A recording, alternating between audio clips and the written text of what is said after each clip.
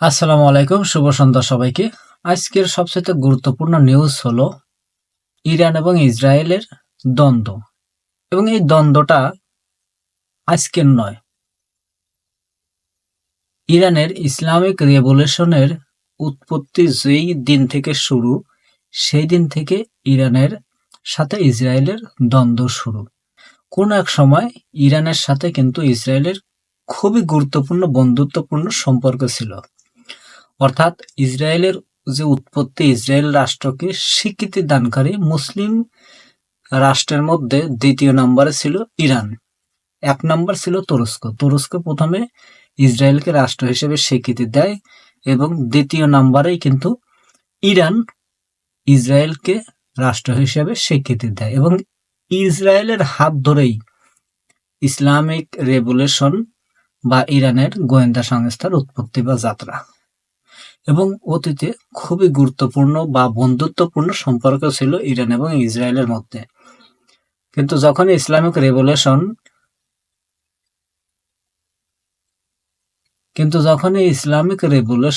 এর উৎপত্তি তথা আয়াতুল্লাহ খামেনির পূর্বে যার মাধ্যমেই ইরানের উৎপত্তি হয় বা ইসলামিক রেভলিউশন অফ ইরান এর যাত্রা হয়, তখন থেকেই ইরান এবং ইসরায়েলের মধ্যে দূরত্ব বাড়তে থাকে তথা বন্ধুত্বটা নষ্ট হয়ে যায়। কারণ ইরান সরাসরি এসে ফিলিস্তিনকে স্বীকৃতি দেয় এবং ইসরায়েলকে রাষ্ট্র হিসেবে অস্বীকৃতি জানায়।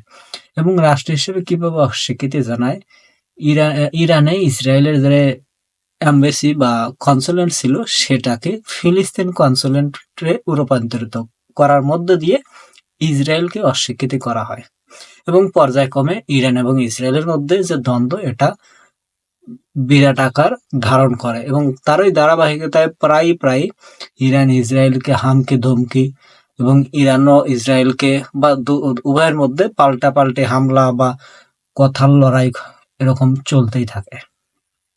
তো অপারেশন প্রমিস 1 গত ঈদের পরে পরিচালনা করে ইরান এবং তার পরিপ্রেক্ষিতে কিন্তু ইসরায়েলও ছোটখাটো একটা টুটাফুটা হামলা করে এবং ইরানের নেক্সট অপারেশন প্রমিস 2 হামলার একটা শঙ্কা ছিল এবং এটা খুব দ্রুতই ঘটতে যাচ্ছিল। এর পূর্বেই কিন্তু ইসরায়েল হামলা করে বসলো একটা ছোট্ট একটা ইস্যু নিয়ে, পরমাণু ইস্যু।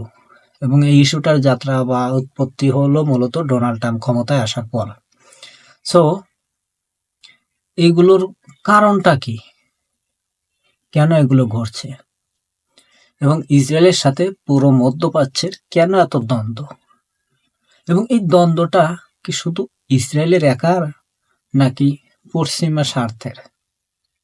বিভিন্ন ইতিহাস বিশ্লেষণ করলে দেখা যায় অতীতে যদি আমরা চলে যাই, লিবিয়া, ইরাক, সিরিয়া বা যে সমস্ত রাষ্ট্রগুলো অতীতে নিঃশেষ হয়ে গেছে বিভিন্ন নর্মাল টুটাফুটা কোনো ইনফরমেশন বা পশ্চিমাদের কাছে মাথা নত না করার কারণে, তাদের মূল উদ্দেশ্যটা কি? তারা চায় মিডল ইস্টের বা আরব রাষ্ট্ররা, আরব জাতিরা মাথা নত করে থাক এবং পশ্চিমারা, এই আমেরিকা, ইউরোপেরা এখানে আসবে, সম্পদ লুটে পুটে খাবে, খনিজ সম্পদ নিয়ে যাবে। তো এখানে বাধা দিলেই তাদের কাছে কিন্তু আরবরা বা আরব জাতিরা তাদের শত্রুতে পরিণত হয়। সো এটাই মূল উদ্দেশ্য হলো সম্পদ লুটতারাস, সম্পদ লুটে ফুটে খাওয়া এবং ক্ষমতার আধিপত্য বিস্তার করা। অতীতে সাদ্দাম হোসেন ইরানের সাথে দ্বন্দ্ব ছিল এবং বর্তমানে কিন্তু সেই দ্বন্দ্বটা নাই, কারণ সাদ্দাম আর নাই এবং সাদ্দামকে নিঃশেষ করে ফেলানো হয়েছে সামান্য পারমাণবিক ইস্যু নিয়ে। সেম ইরানের যে ইস্যুটা, সেম পরমাণু ইস্যু নিয়ে তখন একটা করা হলো, তথ্য প্রচার করা হলো, অপতথ্য, যে ইরাক পারমাণবিক অস্ত্র তৈরি করছে গোপনে, কিন্তু পরবর্তীতে দেখা গেল কোনো কিছুই না। সো একটা তথ্য বা একটা ইনফরমেশন দিতে গেলে বিভিন্ন ইনফরমেশন এসে যায়। সো বন্ধুরা, এই সমস্ত আক্রমণ বা মধ্যপ্রাচ্যে অশান্তির মূল কারণ হলো ক্ষমতা, খনিজ সম্পদ আহরণ এবং মুসলমানদের দাবিয়ে রাখার অপচেষ্টাই হলো মধ্যপ্রাচ্যে অশান্তি বা যুদ্ধের মূল কারণ। এবং ইরান ইসরায়েল যে যুদ্ধটা ঘটলো, আমেরিকা প্রথমেই আমেরিকার পররাষ্ট্রমন্ত্রী মার্কো রুবিও বলল এখানে আমেরিকার কোনো হাত নেই বা আমেরিকা এই বিষয়ে অবগত নয়। পক্ষান্তরে কিছুক্ষণ পরে ডোনাল্ড ট্রাম্প বলল এটা ডোনাল্ড ট্রাম্প অবগত। তো অর্থাৎ অর্থাৎ ধরই মাছ নাচই পানি, এরকম একটা বিষয়।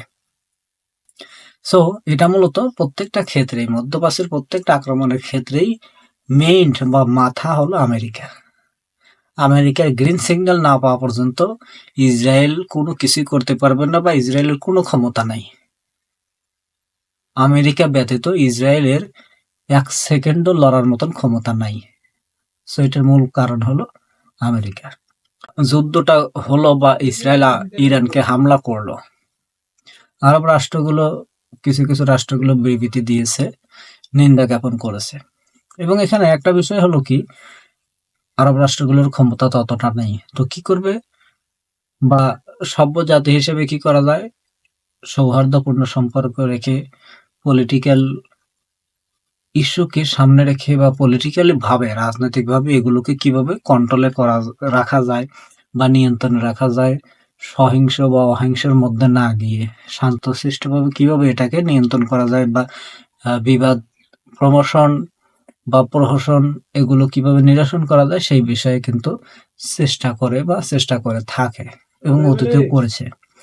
কিন্তু বর্তমানে এই বিষয়টা কিন্তু অনেক দীর্ঘমেয়াদী পরিকল্পনা বা দীর্ঘ একটা পুরো আরব রাষ্ট্রগুলোতে কিন্তু দাঙ্গা, এই যুদ্ধ বিধ্বস্ত লেগেই আছে। সো এই যে লাস্ট এই এখন ইরান এবং ইসরায়েলের এটাতে কি ঘটতে যাচ্ছে, সামনে কি ঘটবে এটা দেখার বিষয়।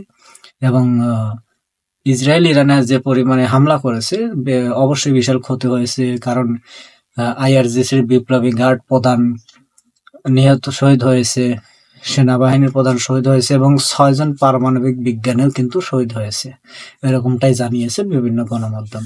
সো এবং তৎক্ষণাৎই কিন্তু প্রায় 100 খানেক ড্রোন কিন্তু ছুড়েছে ইসরায়েলের দিকে এবং ইসরায়েলের বিভিন্ন গণমাধ্যম সেটা বলছে, তারা প্রতিরক্ষামূলক ব্যবস্থার মাধ্যমে বা আয়রন ড্রোনের মাধ্যমে সেটা প্রতিহত করেছে। এবং ইসরায়েলে সতর্কতামূলক জারি, স্কুল কলেজ সহ সবকিছু বন্ধ করে দেওয়া হয়েছে, শুধু জরুরি সামগ্রিক বা জরুরি প্রয়োজন ব্যতীত বাইরে যাওয়া নিষিদ্ধ করে দেওয়া হয়েছে এবং সবাই ব্লাঙ্কারের নিচে লুকিয়ে আছে, পালিয়ে আছে, কারণ ইরানের হামলার ভয়। কারণ ইরান ছোটখাটো পুতুল না বা ডল না যে আক্রমণ করেছে তারা চুপ থাকবে। কারণ এরপরেও আমরা দেখেছি গত ঈদে অপারেশন প্রমিস অনের কি ছোট্টখাটো একটা জাস্ট টুটো-ফুটো মেরেছে, তাতে কি পরিমাণ ক্ষতি হয়েছে ইসরায়েলের। তো এই হামলার প্রতিশোধমূলক যে বার্তা আয়াতুল্লাহ খামেনি দিয়েছে, এটার দেখার বিষয়, সময়ের বিষয়।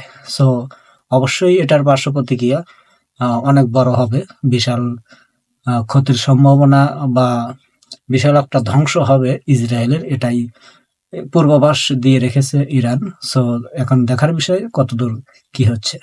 ধন্যবাদ সবাইকে এবং লেটেস্ট আপডেট আপনাদের মাঝে নিয়ে আসবো পরবর্তীতে। ধন্যবাদ সবাইকে।